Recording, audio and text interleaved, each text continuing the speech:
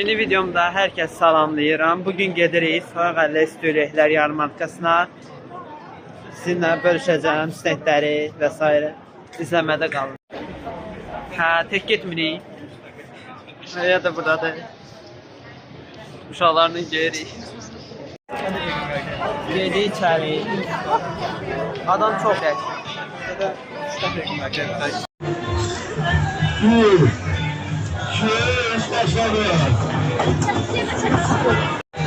Gəldik Can Lokum Senddə. Kofe verdilər bizə. Bu da lokumlardır.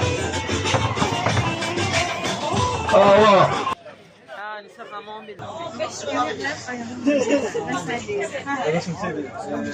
burada yeni ilə aid fincanlardır. Bunlar da qəşəng ya.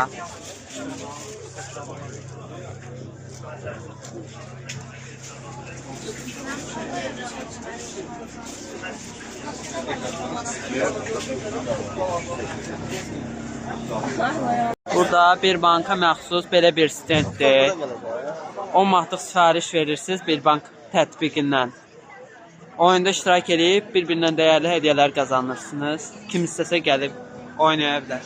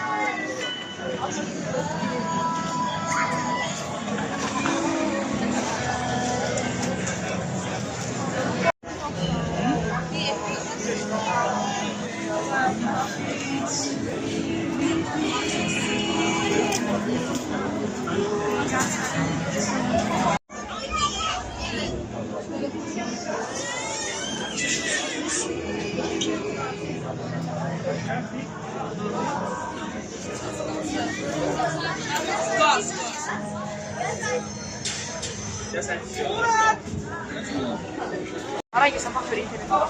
Yok.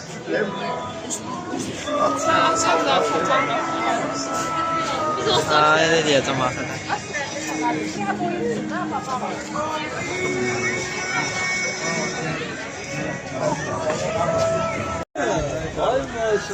Test stendlərində çayın qiyməti, onları izləyirsinizsə 50 qəpik, izləmirsinizsə 90 qəpik. Növbəti stendimiz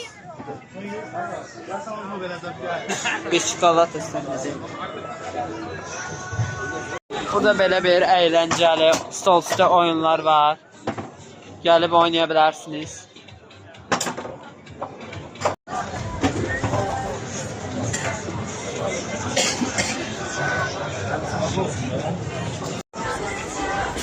Mondoda qiymətdə 9 manatdır. Çubuq stendindəyik.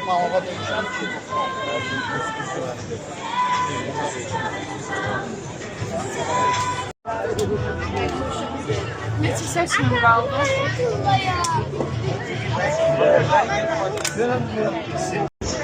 Kompler stendindən kompler aldıq. 9 manatlı qiymət. Test edirik. A few moments later. 10 üzərindən puan ver.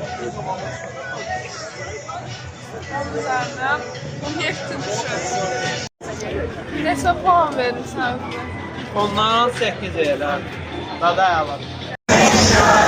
Doritos stendinə yaxınlaşdıq. Gəldik Doritos stendinə. Oradan Doritos aldıq. İndi dadına baxaq. Baxaq görək dadı nədir.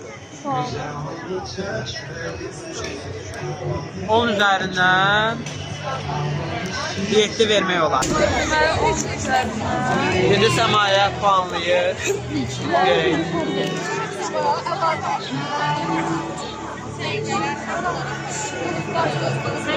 Neçə verirsən? Deməli, Soğaqəlli Störəklərdən çıxdıq. İndi marketə gəlmişik çay almağa.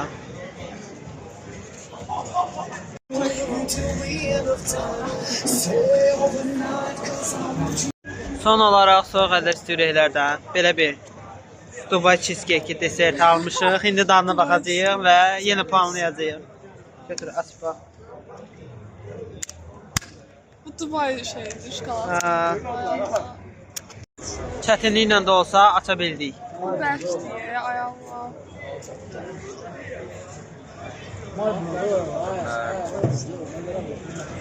Nəsə zülüm çəkdik burada. 10 üzərindən neçə versən?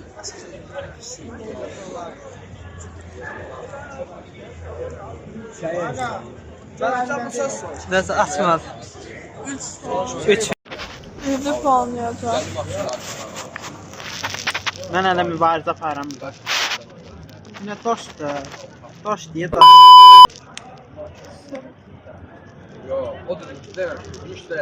Neçə aldın? 8. Ay, Deməli buna da 10 üzərindən 4 verirəm. bərbad.